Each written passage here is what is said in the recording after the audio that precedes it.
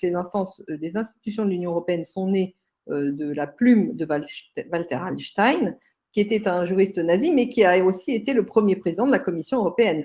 De la même façon que nous retrouvons d'éminents nazis dans les structures de l'OTAN au départ, dans toutes tout ce qui émaille les institutions que nous connaissons aujourd'hui, elles ont toutes plus ou moins démarré avec des imprégnations nazies qui pourraient nous laisser dire que finalement les nazis n'ont pas perdu la guerre. Ils l'ont perdu en apparence, mais ils se sont reconvertis et ils ont changé de forme. Ils ont muté, mais tout en restant avec les mêmes velléités d'hégémonie, de totalitarisme et y compris avec des côtés plus ou moins tortionnaires, plus ou moins ouvertement affichés tortionnaires. Donc, c'est le serpent de mer contre lequel nous devons vraiment lutter si nous voulons nous émanciper. Oui. Il ne s'agit pas de lutter contre les imposteurs politiques, les marionnettes politiques en place, il s'agit de lutter contre toute cette superstructure qui est assise sur le parlementarisme représentatif, l'indépendance de la Banque centrale et sur l'anonymat des capitaux. Je m'excuse.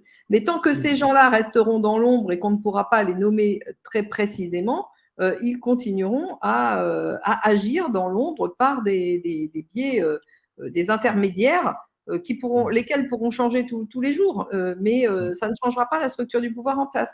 Donc, oui, mais vous savez que les défenseurs de ça, notamment dans la classe médiatique, on le sait, bien entendu, dans la caste médiatique, quand vous parlez de Vanguard, quand vous parlez de BlackRock, quand vous parlez de ces gens-là, vous êtes de suite un complotiste. Immédiatement, vous traitez de complotiste. Donc, non, mais moi, j'invite vos auditeurs et tous les gens qui nous écoutent à aller s'enseigner sur BlackRock et Vanguard. Récemment est sorti aussi est sortie l'information selon laquelle Klaus Schwab serait le propriétaire du troisième fonds américain. Donc, ça, il faut encore. Moi, je n'ai pas été la vérifier, mais ça ne serait pas tellement surprenant en soi. Je dirais que là, on a affaire à finalement c'est comment dirais-je, la chambre de commerce internationale qui contrôle, qui contrôle les pantins d'État qui sont prétendument des États. Donc, non.